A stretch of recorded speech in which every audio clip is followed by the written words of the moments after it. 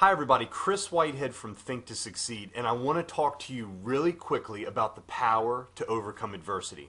Now, last week this was a talk that I did 4 or 5 times with some of my local mastermind groups, and I thought it would be a perfect format to share it here as well.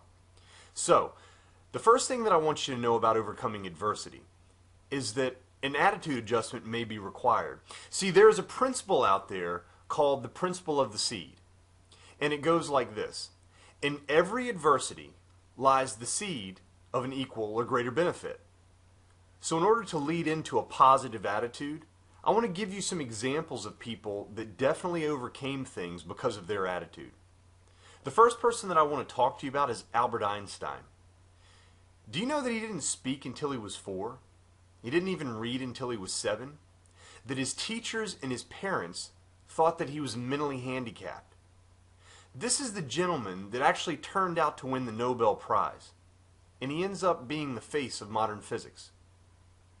I want to talk to you about Stephen King. Now, Stephen King's first manuscript was a book called Carrie.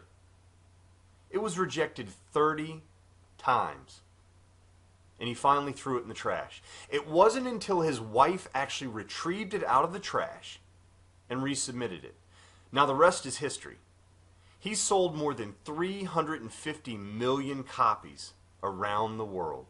And he's also scared a few people with that silly clown, me included when I was a kid. Now I want to talk to you about J.K. Rowling.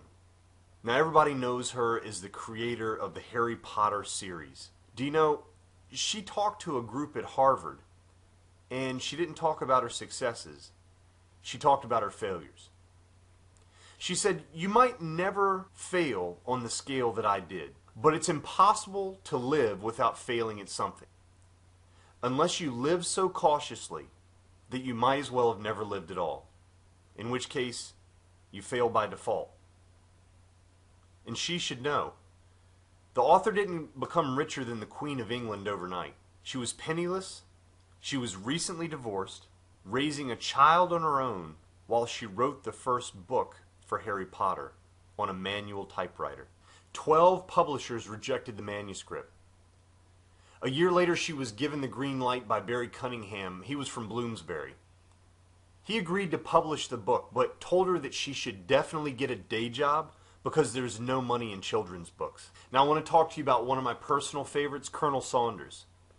Do you know the founder of KFC did not start his dream until he was 65 years old? He got a Social Security check for only $105, and understandably so, he got pretty mad about it. Instead of complaining, he actually did something about it. You know, he thought that restaurant owners would absolutely love his chicken recipe. They would use it, their sales would increase, and he'd get a percentage of it. He drove around the country knocking on doors. He actually slept in his car at 65 years old while he was wearing that silly white suit. Do you want to know how many times people said no to him? 1,009 times. Now let me ask you something in what you do. How many no's have you gotten? And when would you quit on your dream? Would you quit after 100 no's? Would you quit after 125? How about 300? How about 600 no's? Colonel Sanders didn't quit after 1,009 no's, because at 1,010 his dream took off, and yours can too. Now I want to talk to you about Michael Jordan. Everybody knows Mike. Michael Jordan is famous for being cut from his high school basketball team. Now we all know him as the greatest basketball player of all time, and he never let failure deter him. He said, "I have missed more than 9,000 shots in my career. I have lost almost 300 games. On 26 occasions, I was entrusted to take the game-winning shot, and I missed. I have failed over and over and over again, and that is why I succeed." Now I want to talk to you about the principle of personal initiative. That's the inner power inside of you that starts the action to everything. It's the enemy to procrastination. It's what gets you moving to accomplish your goals and dreams, and without it, you'd have nothing. I want you to think about the power of personal initiative and how you can kick procrastination out of your life. Now I want to talk to you really quickly about how to profit from adversity. The way that you profit from adversity is you stop brooding over failures. You stop brooding over mistakes. You stop brooding over the adversity whatsoever. And you start to search for the seed of an equivalent benefit. And I want you to do me a favor. I want you to look at your past experiences. I want you to study the failures and look where you've turned tragedy into triumph. And I want you to look and see where you still need to look for that seed of equivalent benefit. Now, what I want to do is talk to you about the power of the pyramid and how you can use the power of the pyramid to accomplish your goals. At the seat of the power of the pyramid is something called a white-hot desire.